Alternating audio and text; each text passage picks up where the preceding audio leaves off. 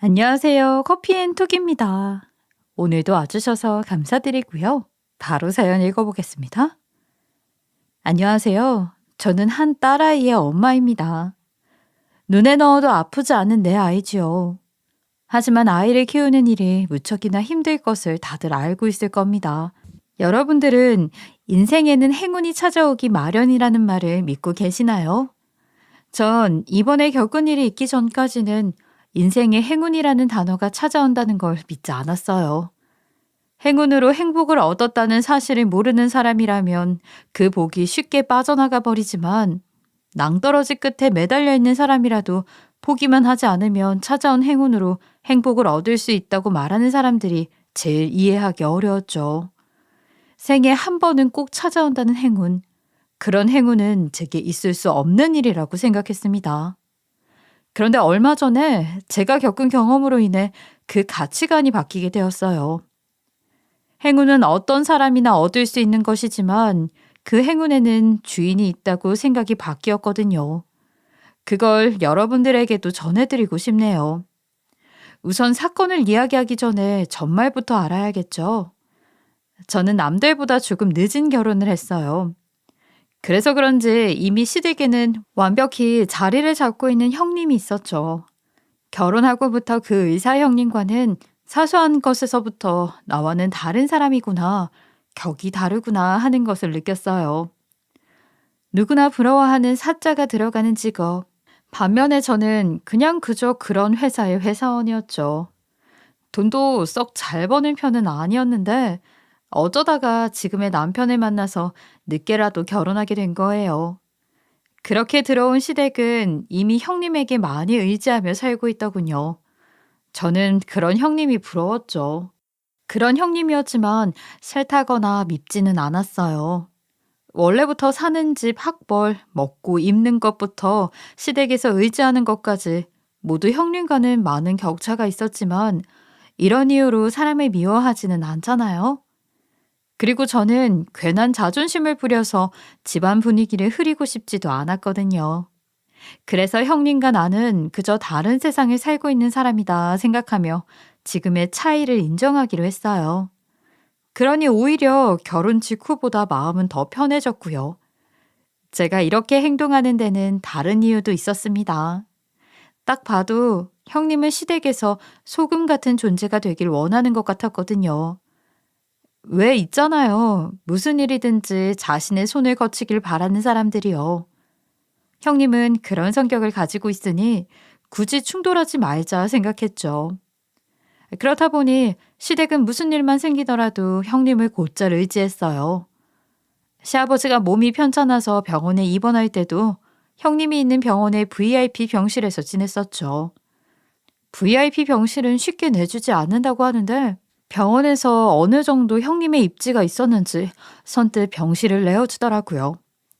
그래서 시아버지는 훨씬 편하게 지낼 수 있었어요. 상황이 이렇다 보니 시어머니는 형님을 정말 믿음직스러워 했어요. 집안의 많은 부분을 형님에게 의지하기 시작했거든요. 그 전에는 그래도 자잘하게 사소한 일들, 빠르게 처리할 수 있는 일들만 의지했었는데 이제는 집안의 큰 일도 형님이 도맡아 하게 되었어요. 특히나 시어머니는 부탁하는 일을 정말 힘들어하는 사람이었거든요. 어느 정도냐 하면은 식구가 다 같이 식당에 가서 밥을 먹을 때였어요. 그때 시어머니가 좋아하는 반찬이 찬으로 나왔는데 한참 먹다 보니 그 반찬이 비어 있더라고요. 전 속으로 왜 아주머니에게 더 달라고 안 하시지? 생각하고 있었는데 역시나 시어머니도 더 드시고 싶은 눈치더라고요. 그래서 답답함에 제가 식당 아주머니를 불러서 반찬을 더 달라고 했고요. 워낙 이해가 가지 않는 상황이었기에 집으로 돌아가서 남편에게 살짝 물어봤어요. 아, 여보 있잖아. 어머니 혹시 남들에게 부탁이나 뭐 해달라는 말 잘 못하셔? 저번에 식당에 밥 먹으러 갔을 때 그때 어머님이 좋아하는 반찬이 나왔는데 다 먹고도 더 달란 소리를 못 하시더라고. 그래서 내가 더 달라고 해서 리필 받았거든. 그런데 리필된 반찬은 또 맛있게 드시더라. 그렇게 더 먹고 싶었으면 진작에 말하지. 왜 더 달라는 말을 안 했을까 싶었어. 제 말에 남편은 웃으면서 답해줬죠. 당신이 사람을 진짜 제대로 봤네. 맞아. 우리 엄마는 원래 부탁하거나 남들에게 뭔가 해달라는 말을 잘 못하시더라고. 왜 그런 성격인지 모르겠어. 그저 어렸을 때부터 그랬으니 그냥 그렇구나 싶었지. 그렇다고 막 아버지 성격이 대차거나 하시진 않거든. 나도 그거 눈치챘을 때는 정말 신기했다니까. 세상에는 저런 사람들도 있구나 하고 말이야. 어쨌든 너무 신경 쓰지는 않아도 돼. 꼭 필요하면 우리한테 어떻게든 눈치는 주시니까. 남편의 말에 제 궁금증은 해소되었죠. 시어머니는 원래부터 다른 사람에게 싫은 소리, 부탁을 못하는 사람이구나 하고요. 그런데 시아버지가 입원하시고 난 다음에는 사람이 조금 달라졌다는 느낌이 들었어요. 부탁 하나 편하게 못하는 성격의 시어머니였는데 점점 성격이 달라지는 게 눈에 보이더라고요. 직접 형님에게 이것 좀 해달라, 저것도 좀 해달라 말하는 것도 들었고요. 평소에는 형님이 먼저 이야기를 꺼내고 어머님이 답하는 상황이 더 많았거든요.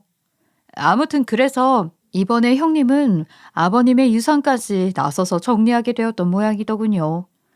형님은 자기 재산도 관리해주는 유명한 분이 있다면서 늙어서 돈을 관리하기 어려웠던 시부모를 대신해 매달 생활비를 통장으로 월급처럼 받을 수 있도록 해주었어요. 아버님과 어머님은 본인들이 직접 관리하지 않아도 돼서 너무 편하다고 좋아하셨고요. 따로 노후 걱정은 하지 않아도 되겠다며 얼마나 좋아하셨는지 몰라요. 그런 형님을 보면서 저는 또 느꼈어요. 아, 남들이 의지하는 사람이라는 것은 어느 정도 능력을 갖춰야만 될 수 있는 거구나. 나는 형님처럼은 될 수 없겠다 하고 말이죠. 그러다가 아버님이 갑작스럽게 병으로 돌아가시게 되었고 그 충격 때문인지 어머님에게 치매 증상까지 생겼다고 형님이 말해주더군요. 저는 그런 형님의 말에 어디로 어머님을 모셔야 잘 모실 수 있으려나 치료는 가능한가? 라는 생각에 빠졌죠. 그런데 형님은 제게 이런 말을 하시더군요. 동서, 나도 이런 말은 하고 싶지 않은데 어머니가 무슨 말을 하든지 절대로 믿으면 안 돼. 저번에는 나를 보더니 자꾸 돈을 내놓으라면서 때리는 거 있지?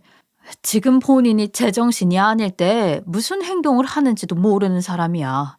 그리고 어제는 자기 재산을 나한테 돌려달라는 거야. 참나. 내가 도둑도 아니고 어머님 재산을 왜 들고 갔겠어? 안 그래? 나도 돈이 많은 사람이야. 그런데 왜 자꾸 나한테 자기 돈을 달라는지 모르겠다니까. 가지고 간 적이 있어야 돌려주기라도 하지. 동서도 알지? 그때 동서도 같이 있었잖아. 어머님의 치매라는 것이 핵심이 아니라 재산이 핵심인 이상한 대화가 오갔고 저는 형님이 말했던 일을 제 눈으로 제 귀로 직접 들은 적이 있기에 고개를 끄덕였습니다. 그러면서 남편을 쳐다보니 남편도 그런 적이 있지 하는 표정으로 고개를 끄덕이고 있더군요. 거봐, 기억나지 둘 다? 그때 병실에서 있었던 일 말이야. 이건 내가 일사니까 말하는 건데 지금 어머님 상태가 그리 좋지는 않으셔.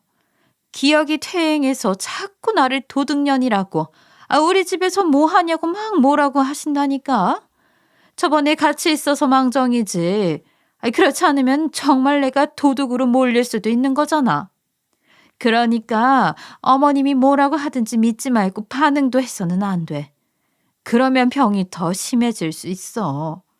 자기 혼자 상상으로 소설을 쓸 수도 있다니까.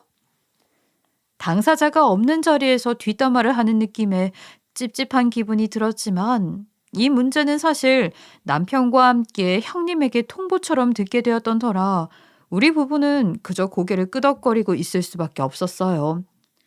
의사인 형님이 당연히 어머니의 증상을 더 잘 알겠지 싶었거든요. 그런데 형님의 말을 모두 믿기는 어려웠죠. 주변에서 치매가 있다는 사람들을 여러 보았지만 어머님처럼 갑자기 기억을 아예 잃는 듯이 행동하는 사람은 많지 않았거든요. 그래서 그날 이후 남편과 함께 치매에 걸린 어머니를 우리끼리 따로 도울 방법은 없는지 머리를 모아서 생각을 했어요. 하지만 이번에도 형님은 아버님이 떠날 때처럼 본인이 다 떠안아서 정리하려고 들더라고요. 본인은 배려라고 생각했겠지만 시부모의 둘째 아들의 자리에 있는 남편은 자기 자리를 빼앗긴 것 같은 느낌이 든다고 하더군요. 그렇다고 우리 부부가 형님을 이길 수 있는 건 아니었기에 남편도 그냥 속으로만 생각하고 형님에게 어머님을 맡기기로 했어요. 그런 우리에게 형님은 항상 만날 때마다 강조하더라고요. 동서도 내가 어머니를 보살피는 게 낫겠지? 아무래도 의학 지식이 있는 내가 이 집안의 누구보다도 잘 보살필 수 있지 않겠어? 지금 우리 병원에는 자리를 마련하기 어렵지만 내 동창이 치매 관련 병원에서 일하고 있거든. 그 친구한테 도움 좀 받으려고. 그러니까 동서는 어머니 증상 신경 쓰지 말고 그때 내가 말했던 것들만 잘 지켜줘. 알겠지? 그렇게 시간이 흐르고 형님이 어머니를 전담 케어하겠다고 말한 지 얼마 지나지 않아 어머님이 우리 집을 찾아오셨어요. 그런데 어머님이 굉장히 초췌해진 얼굴을 하고 있는 겁니다. 갑작스럽게 변한 어머님의 외관에 저는 어떻게 된 거냐 물었죠. 그러니 어머님은 이렇게 말씀하셨어요. 내가 너희 시아버지 그렇게 떠나고 난 뒤부터 먹는 걸 제대로 못 먹어서 그렇다. 아무리 맛있는 음식이 눈앞에 있어도 이 목으로 넘어가지를 않아.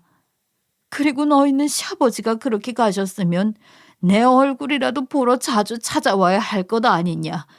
이렇게 다 늙은 노인네가 먼저 찾아와야겠어?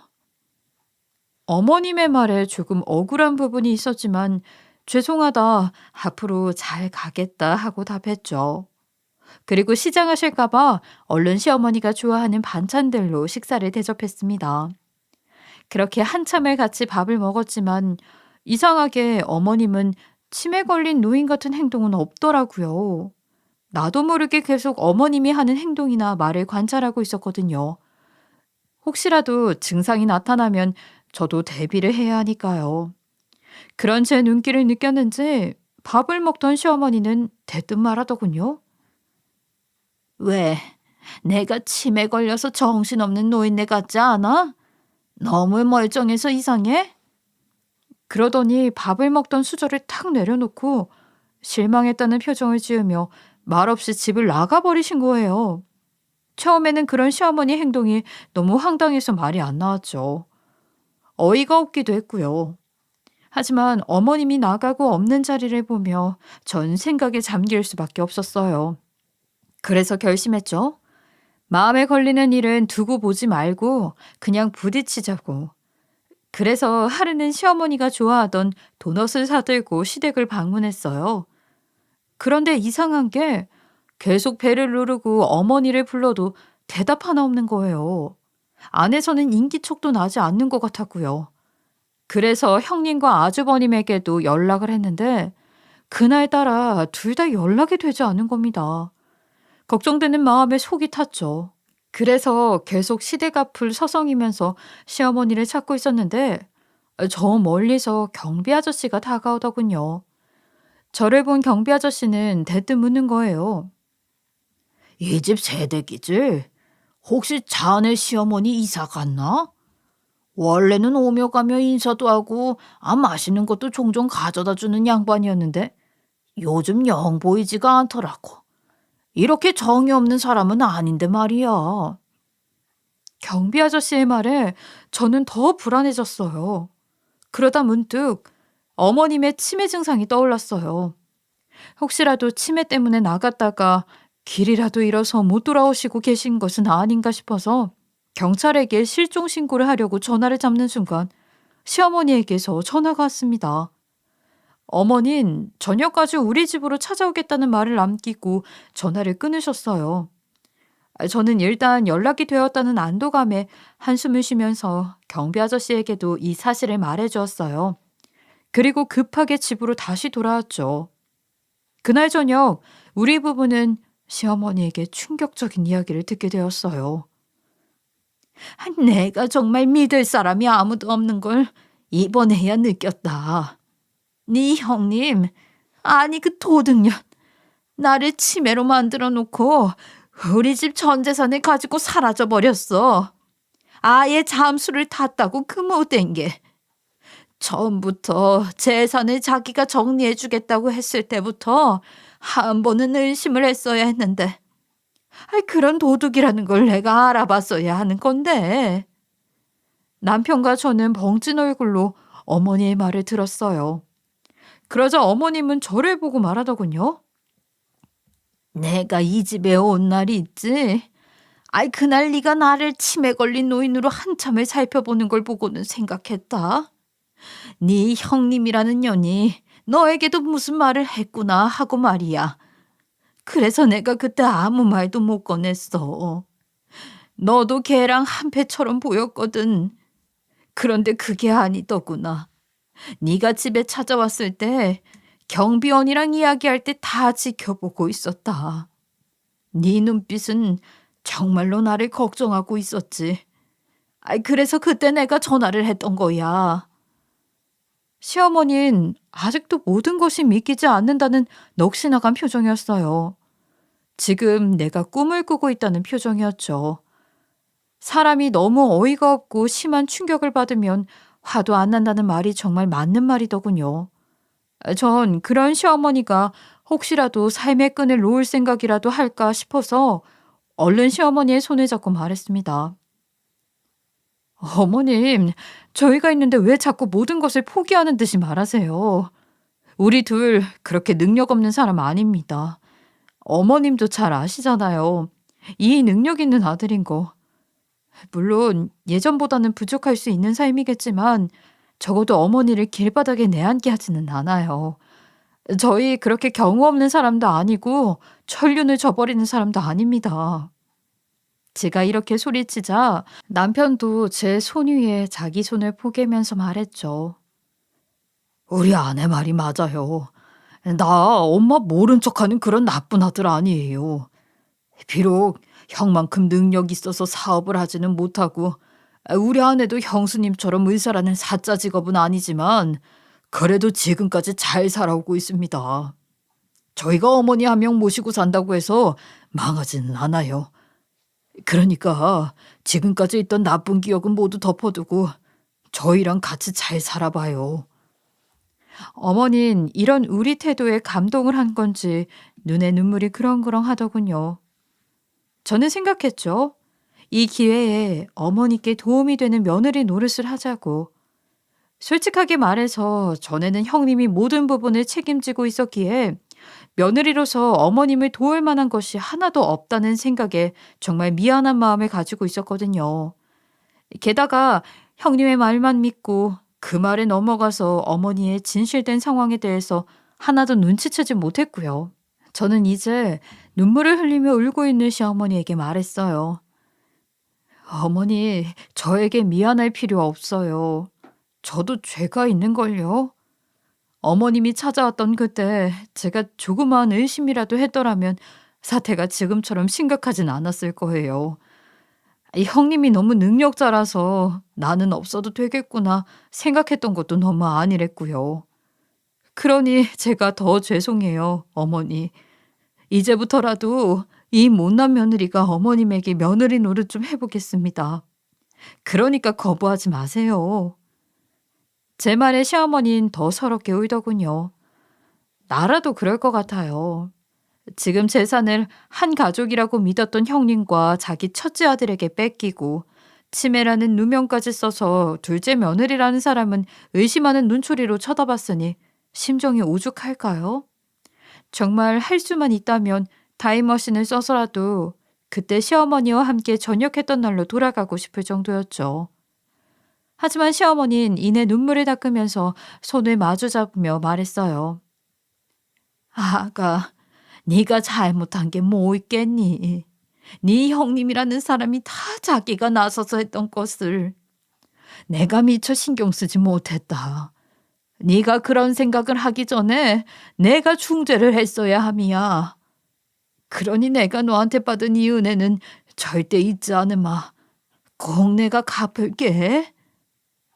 평소에 부탁도 잘 못하는 사람인데 미안해서 어쩔 줄 모르는 시어머니의 모습을 보니 속으로 안타까운 마음이 들었어요. 이후에는 어머님을 좀 더 편하게 모시기 위해서 남편과 함께 일사천리로 움직였어요. 우선 어머니 모르게 대출부터 받았죠. 지금 있는 집을 공사해서 어떻게든 시어머니만의 방을 하나 마련해 드리고 싶었거든요. 사람이라는 것이 자기만의 공간이 없으면 마음 붙이기도 어려운 법이잖아요. 그래서 남편에게 제 의견을 냈고 남편도 자기 엄마를 생각해주는 저를 보면서 고맙다고 하더군요. 그렇게 인테리어 공사가 끝난 뒤 시어머니에게 방을 소개했어요. 하지만 편히 쉬라는 우리의 의도와는 달리 시어머니는 계속 자기도 나가서 일을 하겠다며 본인의 고집을 꺾지 않으셨죠. 내가 너희들이 해주는 것이 싫은 것은 아니다. 내가 해준 것도 없는데 이렇게까지 해주니 나야 감사하지. 그런데 말이야, 나는 우리 손녀에게 과자 하나 못 사주고 용돈 하나 줄 수 없는 그런 할미는 되고 싶지 않다. 손녀가 나를 보면서 뭐라고 생각하겠어? 난 그런 능력 없는 할머니는 되고 싶지 않아. 이렇게 말하는 시어머니를 한편으로는 이해하면서 또 한편으로는 그럴 필요는 없는데 왜 이렇게까지 하나 싶은 마음이 들었죠. 그리고 시어머니는 또 그리고 너희들이 그 도둑년 놈을 찾으려고 뒤로 돈을 쓰는 것도 알고 있다.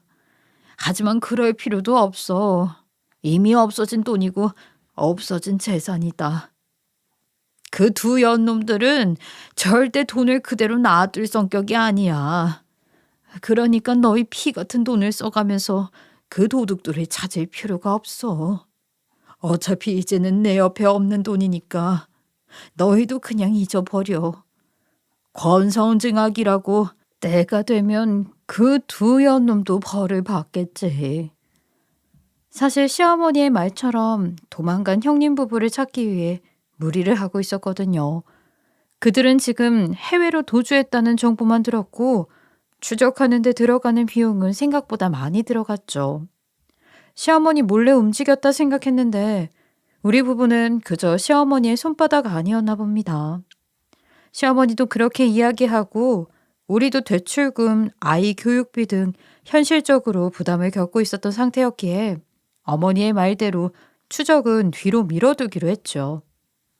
그렇게 시어머니와 한 지붕 아래에서 지내던 어느 날이었어요. 하루는 어머님이 지내는 방 안에서 통곡하는 듯한 울음소리가 들리더군요. 그 소리를 들은 딸아이는 작게 제게 속삭이듯 말했어요. 엄마, 할머니 왜 우는 거야? 할머니도 어디 아파? 내가 들어가서 뚝 해줘야 하는 거 아니야? 그런 딸아이의 마음이 기특했지만 저는 그저 어머님을 내버려 두기로 마음먹었어요. 속에 있는 울분을 다 토해내지 않으면 어머니는 더 우울해질 것 같았거든요. 그래서 딸의 손을 잡고 우리 방으로 가면서 딸에게 말했죠. 할머니는 지금 마음이 아픈 거야. 우리 딸도 저번에 아팠을 때 눈에서 눈물이 막 났지?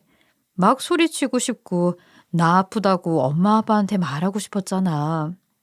지금 할머니는 그런 상태이신 거야. 그러니까 우리가 잠깐 할머니 아픈 거 다 날아갈 수 있게 잠시 피해주자. 딸은 다행히 제 의견에 얌전히 따라주었죠. 전 그런 시어머니의 행동이 지금까지는 한 번도 표현하지 못했던 자신의 마음을 회복해가는 과정이라고 생각했어요. 다음날 제 예상이 맞았는지 시어머니는 한층 밝아진 표정으로 거실에 나와 있더라고요. 저는 속으로 다행이다 싶었죠. 그런데 딸과 함께 있던 시어머니는 딸의 손에 뭔가를 쥐어주더니 출발하면서 딸을 제 쪽으로 보내더군요. 딸은 천천히 제게 걸어오더니 종이 하나를 제게 건네주면서 말하는 거예요. 엄마에게 행운이 깃들길. 이건 저기 하늘로부터 온 행운의 쪽지래. 할머니가 전해달라고 했어. 시어머니와 몇 번이고 맞춰본 듯한 상황에 전 웃음이 났죠. 그래서 딸이 가져온 종이를 살펴보는데 그저 딸의 종이 접기 시간에 만들었던 건가 싶었는데 그게 아니더라고요. 자세히 보니 숫자가 막 쓰여 있고 처음에는 영수증인 줄 알았죠. 그런데 더 자세히 보니 로또 추첨권이더군요. 저는 이게 무슨 상황인지 싶어서 어머님이 계신 쪽을 쳐다봤어요. 그런 저를 보고는 고개를 끄덕이는 시어머니. 그리고 어제만큼은 아니었지만 또 눈물을 보이면서 얘기를 이어갔습니다. 내가 말했지. 꼭 은혜를 갚고 싶다고. 우리 아들도 정말 고맙지만 내 너한테 정말 이 은혜를 갚고 싶었다. 내가 무심한 시엠이었던 거 다 알고 있다. 생각지도 않게 내게 상처를 준 일도 많았겠지. 만약 그때 그 일이 없었다면 나는 지금도 네 마음을 눈치채지 못했을 거다. 그저 사람을 못 보는 노인네의 실수라 생각해다오. 그러면서 손에 종이를 가리키고는 다시 말을 이어갔죠. 아니, 내가 원래 이런 것을 믿는 사람은 아닌데 이건 내가 아니라 너를 생각하면서 산 거야. 너에게 찾아온 행운이라고 할 수 있지. 물론 온전히 내 의지로만 이것을 사러 가진 않았어. 하늘에 있는 그 사람이 나를 보내줬지. 나도 네가 이런 행운이라는 것을 믿는 아이가 아니라는 것을 안다. 하지만 이것만큼은 너의 행운이라고 믿어다오. 정말 네가 없었다면 없을 행운이었으니까. 지금까지 정말 고마웠다. 앞으로도 우리 즐거운 나날을 보내자꾸나. 그렇게 이야기를 하면서 어느새 제 앞으로 다가온 시어머니는 저를 끌어안으며 정말 진심으로 고마워하더군요. 그런 시어머니의 행동에 어리둥절하고 있는데 로또 추첨권 하면 떠오르는 것이 당첨 아니겠습니까? 제가 깨달았다는 표정으로 어머니를 마주보니 고개를 끄덕이더군요. 저는 말도 제대로 나오지 않았죠. 어머님이 말씀하시는 게 그렇다면 이건 정말로? 세상에, 어떻게 이런 일이, 도대체 무슨 일이 있으셨던 거예요? 전 너무 놀라서 저도 모르게 소리쳤죠. 알고 보니 시어머니가 건넨 로또는 1등이었습니다. 정말 어떻게 이런 일이 제게 찾아왔는지 놀라운 일이었어요. 아이, 너도 알다시피 나 역시 너처럼 이런 행운에 기대는 사람은 아니었지. 그런데 어느 날 TV에서 보니까 로또에 당첨된 사람이 그렇게 환하게 미소를 짓더라고. 아이, 그래서 매주 한두 장씩 사기 시작했어. 어떻게든 행운에라도 의지하면서 버티지 않았다면 삶을 포기할 것만 같았거든. 너희에게는 정말 미안한 이야기지만. 그런 어머님의 말에 복잡한 마음이 들었죠. 그렇다면 어제 그렇게 통곡했던 것은요? 제 말을 들은 시어머니는 살짝 부끄러웠는지 고개를 돌리면서 말했어요. 아이, 그걸 들었단 말이야? 나 참 부끄러워서. 사실 어제는 이게 꿈인지 생시인지 몰라서 너무 기뻐서 울었다. 왜 사람이 너무 기쁜 감정이 가득하면 통곡한다더니 내가 그걸 겪게 될 줄은 몰랐지. 네가 없는 시간이라 생각했는데 내가 정신이 없긴 없었던 모양이야. 어제 그렇게 운 것은 제가 추측했던 마음의 회복이 아니라 로또에 당첨되고 격해진 감정에다가 기쁨까지 벅차올라서 울었던 겁니다. 그러면서 시어머님은 말씀하셨어요. 거기 네 손에 있는 로또가 30억이 넘는다더라. 아니, 물론 세금도 많이 나가겠지만 그게 어디냐. 그냥 이 시어미의 은혜라고 생각하고 받아주렴.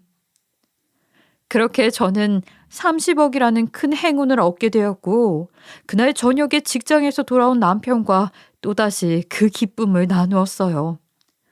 저는 인생을 살면서 처음으로 기쁨의 눈물을 흘려보았죠. 어른 3명이 식탁에 둘러앉아서 소리치며 울고 있자 겨우 5살이던 딸은 고개를 갸웃했고요. 그래서 저는 어린 딸아이에게도 행복의 눈물이 있다는 사실을 알려줬어요.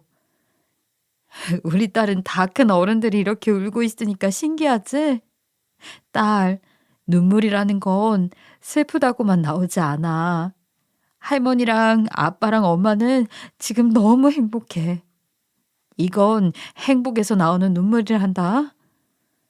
그런 제 말을 알아들었는지는 모르겠지만 이상한 어른을 쳐다보는 것 같은 눈을 하면서 딸은 고개를 끄덕이고는 제 품에 안겨서 잠이 들었죠. 시어머니와 우리 부부는 이렇게 좋은 경사날에 가만히 있을 수는 없다며 배달 음식을 시켜 다들 가볍게 한 잔씩 했네요. 생에 이렇게 행복했던 적이 없었던 것 같은데 평생이 가도 오늘의 기억은 잊을 것 같지 않았어요. 그래서 어머니께도 말했죠. 어머님은 저에게 은혜를 갚았다고 하지만 저는 어머니에게 필요한 사람이 된 것 같아서 정말 기뻐요. 오늘 이 순간을 평생 잊지 못할 거예요, 전. 그렇게 축제 같았던 하루가 지나고 다음날 점심 우리 가족은 모두 나가서 외식을 즐기기로 했죠. 식사를 하면서 시어머니는 뜻밖의 말을 했어요. 내가 잡은 행운은 사실 나만 힘쓴 게 아니야. 지금은 내 옆에 없지만 저기 하늘 위에서 지켜보고 있었는지 너희를 도와주라고 그 양반이 내 꿈에 나왔던 모양이다. 그이도 항상 빚지고는 살지 못하는 성격이었지. 옛일을 생각하는지 아련한 눈빛을 하던 시어머니는 이어서 말했어요. 아이 하루는 그이가 꿈에 나와서 풍선을 여러 개 쥐고 있더라고. 나는 그저 만난 게 너무 반가워서 막 인사를 하려고 달려갔는데 말이야. 남편은 내가 재산을 잃고 어렵게 살고 있다는 것을 알고 있었는지 그 촉촉한 눈을 하고 있더라고. 그러더니 내 앞으로 아이 풍선을 막 내미는 게 아니겠어? 나는 그저 오랜만에 그이와 만났으니 이야기나 나누고 싶었는데 아이 자꾸 풍선만 내미는 것이 섭섭했어. 자꾸 풍선을 내미니 아이 섭섭해도 어쩌겠어. 풍선을 자세히 봤지. 그런데 거기에 번호가 막 적혀 있는 거야. 내가 남편에게 번호를 외우라고 하고 물어보니 맞다고 고개를 끄덕끄덕거리지 않겠어? 그제야 난 이게 꿈이라는 걸 알았지. 아이 그리고 깨어났는데도 그 번호가 머릿속에서 사라지지를 않더구나. 그래서 바로 로또를 사러 간 거고. 그런데 세상에 그게 1등이 될 줄은. 그 양반도 이럴 때 보면 참 통이 크다니까. 남편과 저는 그저 놀랄 따름이었어요. 알고 보니 행운의 절반은 바로 지금 돌아가신 시아버지가 주신 거였으니까요. 제 생각이지만 시아버지는 전 재산을 잃고 힘들어하는 어머니를 보면서 돕고 싶었던 것 같아요. 어머님은 자신을 모른 체하고 풍선만 내밀었다고 섭섭해했지만요. 어쨌든 시아버지가 꿈에 의미 없이 들고 나온 풍선은 번호가 있었고 그 번호가 바로 로또 당첨 번호였다는 사실이 너무 놀랍지 않겠어요? 잠결에도 그걸 기억하신 어머님도 정말 대단하고요. 아무튼 우리 가족의 행운은 서로를 생각하는 마음에서 나왔다고 전 생각합니다. 그 뒤로는 어떻게 되었냐고요?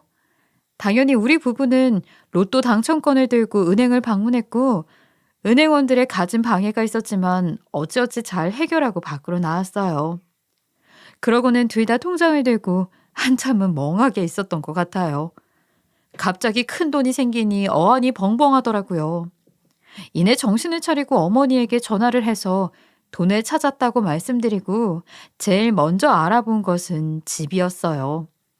지금 있는 집도 물론 좋았지만 내 식구가 살기에는 살짝 좁은 감이 없지 않아 있었거든요. 그래서 남편에게 도심은 아니더라도 근방에 공기가 좋은 곳에서 지내자고 의견을 냈고 남편도 좋았는지 그러자고 했고요. 그렇게 한참을 부동산을 찾아다닌 끝에서 좋은 전원주택을 발견해서 지금은 거기로 이사한 상태랍니다. 그런데 더 웃긴 것은 우리가 눈을 씻고 찾아도 보이지 않던 형님 소식을 듣게 되었던 거예요. 형님 부부는 돈이 떨어지니까 이제 숨을 재간도 없었는지 제 발로 연락이 왔더군요. 특히나 형님은 한국에서 의사를 그만두고 외국으로 나갔는데 아주버님과 함께하던 사업이 쫄딱 망해서 돈을 빌려달라고 전화를 한 거였어요. 정말 뻔뻔하지 않나요? 하지만 더 웃긴 건 액수였어요. 오랜만이지 동서? 우리가 그동안 사는 일이 바빠서 연락도 제대로 못했네. 그런데 어머님은 잘 계셔? 우리가 갑자기 해외로 나오는 바람에 마지막엔 제대로 신경을 못 썼지 뭐야. 아우, 미리 동서한테 전화한다는 게 너무 바쁘게 나와서 깜빡했네. 참, 동서 미안한데 그 20만 원만 빌려주지 않겠어? 우리가 지금 뭐 해야 할 게 있는데 딱 마침 그 정도가 모자라네. 20만 원 챙기자고 은행에서 대출할 순 없잖아. 그래서 마침 동서 생각이 나서 전화했지. 괜찮지? 맞습니다. 형님은 고작 20만 원이 없다고 빌려달라는 거였어요. 하지만 통화는 제 옆에서 시어머니도 함께 듣고 있었거든요. 저는 어머니에게 윙크를 하며 수화기에 대고 말했죠. 형님, 지금 전화할 낯짝은 있으신가 봐요. 어떻게 사람이 그렇게 철판을 깔고 연락을 했대요? 같은 사람이긴 한 거죠. 그리고 어머님은 왜 찾으세요? 어머님이랑 당신 사이에 무슨 일이 있었는지 저희가 모를 것 같나요? 저희 몫의 재산은 왜 가지고 도망가셨어요? 그러면서 지금 와서 저한테 돈을 빌리겠다. 난 단돈 200원도 당신한테는 못 주니까 그렇게 하세요. 저는 이 말을 끝으로 전화를 어머니에게 넘겼어요. 전화 건너에서는 형님이 뭐라고 하는 소리가 들렸지만 무시했죠. 전화를 받은 어머니는 치매인 척 하면서 형님을 골탕 먹였어요. 내 돈 내놔. 모르는 년이 내 돈을 가지고 날라? 여기 젊은 언니가 다 말해줬어. 돈 다시 내 눈앞에 안 가져오면 법이라는 걸로 널 혼내준댔어. 3살 꼬마도 남의 물건에는 손 안 대. 그런데 다 늙은 여우가 내 돈을 가져가? 얼른 내 돈 내놓지 못해? 너 어디 살아? 어디 사냐고? 반쯤은 진실을 섞어서 말했는데 형님은 시어머니의 말에 안절부절 못하더라고요. 이후로 우리가 이사한 곳은 어떻게 알았는지 매번 찾아와서 미안하다, 죄송하다. 우리 부부와 어머니에게 사과를 했지만 받아들이고 싶지 않았어요. 딱 봐도 정말 사과하는 사람의 눈빛이 아니었거든요. 심지어 복장도 영 별로였고요. 아니, 사과한다는 사람이 어디 미니스커트에 딱 붙는 옷을 입고 화장을 덕지덕지 하고 나요. 돈 없는 것도 다 아는데 명품백은 어디서 났는지 몰라도 옆구리에 하나 끼고 있고요. 진실한 마음이 느껴지지 않으니 절대 사과는 받아주고 싶지 않았죠. 물론 시어머니도 그걸 느끼셨는지 눈빛이 살벌하셨고요. 형님이 한 번은 전화가 와서 이렇게 말하는 거예요. 동서, 내가 그때 말했잖아. 어머니 그때 치매 때문에 우리가 가져갔다고 생각하는 거라니까. 아니, 동서 너는 치매 있는 노인 말을 믿어? 믿을 걸 믿어야지. 어떻게 정신도 정상이 아닌 사람의 말을 믿어? 동서는 내가 하는 말을 더 믿어야지. 지금 막 우리한테 하는 행동 절대 제정신으로 하는 거 아니라니까. 정말이야. 우리 정말 죄 하나도 없어. 정말 사람이라는 건 바뀌지 않는 모양입니다. 형님, 그때 어머님이 치매 걸린 척 하신 거예요. 의사라는 분이 그것도 못 알아보셨어요? 이쯤 되면 다 알고 계셔야 하는 거 아닌가요? 그리고 그때 어머님은 정상이셨어요. 당신들이, 아니, 당신 같은 도둑들이 가만히 있던 어머니 재산을 훔쳐가 놓고 이제 와서 뭐? 본인들은 죄가 없고 우리 어머님이 정신이 오락가락 하신다. 말이 되는 소리를 하셔야죠. 지금 그렇게 말하면 제가 정말로 믿을 거라고 생각하세요? 제가요, 형님처럼 배움의 끈은 길지 않지만 세상살이에선 당신보다 끈이 긴 모양이에요. 당신이 하는 말은 전부 거짓말이라는 것이 다 느껴지거든요. 아시겠어요? 앞으로 이렇게 전화하지 마세요. 그럼 우리 법정에서 만나죠. 그렇습니다. 그때의 정황으로 법적인 소송을 위해서 준비하는 중이에요. 어떻게 우리 이야기를 알게 된 변호사분이 이런 경우에는 법으로 정의를 구현해야 한다면서 도움을 주고 계시거든요. 우리 부부와 어머니는 돈은 됐으니 저 둘이 충분한 벌을 받으면 좋겠다고 입을 모아서 이야기했죠. 변호사도 힘을 써보겠다 하고요. 결국 자신이 운이 좋아서 어머니의 재산을 얻었다고 말하고 다닌 형님 부부의 끝은 비참함밖에 없었습니다. 지금 그 둘은 빚도 들어오지 않는 반자에서 살고 있다고 해요. 뿌린 대로 거둔 거죠 뭐. 전 이 일을 겪으면서 행운은 아무에게나 오지는 않는구나 알게 되었어요. 무턱대고 바라다가는 쉽게 잃어버릴 수 있다는 사실도 말이죠. 이렇게 보잘것없는 제 이야기 들어주셔서 너무 감사하고요. 저보다 훨씬 지혜롭고 경험이 많은 분들이 제 이야기를 들어주시겠지만 여러분들에게도 말해주고 싶은 게 있어요. 행운은 100% 운이 아니라 간절히 바라고 이를 아는 사람에게만 찾아오는 하나의 기회가 아닐까 하고 말이죠. 여러분들에게도 이러한 행운이 많이 많이 펼쳐지길 바라며 저희 시어머니의 기운 받아가셔서 모두들 부자 되시길 바라겠습니다. 지금까지 커피앤톡이었습니다. 오늘도 끝까지 함께 해주셔서 감사하고요. 다음 영상으로 또 찾아뵙겠습니다.